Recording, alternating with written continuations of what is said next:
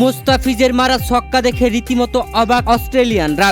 এটাই আসল বাংলাদেশ, এ কেমন ব্যাটিং করলো হারছে অস্ট্রেলিয়া। প্রিয় দর্শক, বাংলাদেশ ও অস্ট্রেলিয়া 3 ম্যাচের টি-20 সিরিজের প্রথম টি-20 ম্যাচে আজ মাঠে নেমেছে। চট্টগ্রামের সাগরিকায় এই ম্যাচে মাঠে নেমে টস জিতে আগে ব্যাটিং এর সিদ্ধান্ত নেয় বাংলাদেশ। আর ব্যাটিং করতে নেমে শুরু থেকেই পরপর উইকেটে রীতিমতো বিধ্বস্ত।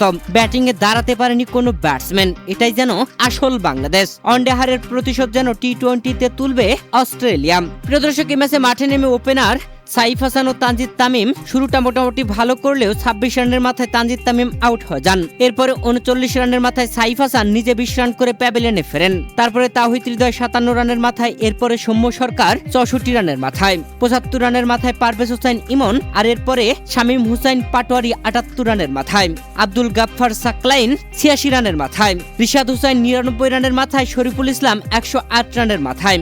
শেষ উইকেট জুটিতে কিছুটা রান তুলেছে বাংলাদেশ, যেখানে ব্যাটিংয়ে ছিলেন মুস্তাফিজুর রহমান ও শেখ মেহেদী। এই ম্যাচে দলের হয়ে সর্বোচ্চ রান করেছেন শেখ মেহেদী হাসান, 22 বলে 29 রান করেছেন। 131 রান করেছে বাংলাদেশ 19 ওভার খেলে অল আউট হয়ে। মুস্তাফিজুর রহমান এই ম্যাচে ব্যাটিং আসার পর একটি দারুণ ছক্কা হাঁকিয়েছেন। দলীয় 18তম ওভারের চতুর্থ বলে ইলিশের করা বলটি সজোরে মারেন মুস্তাফিজুর রহমান। টাইমিং হয়েছিল সেই 81 মিটারের বিশাল ছক্কা হয়েছে।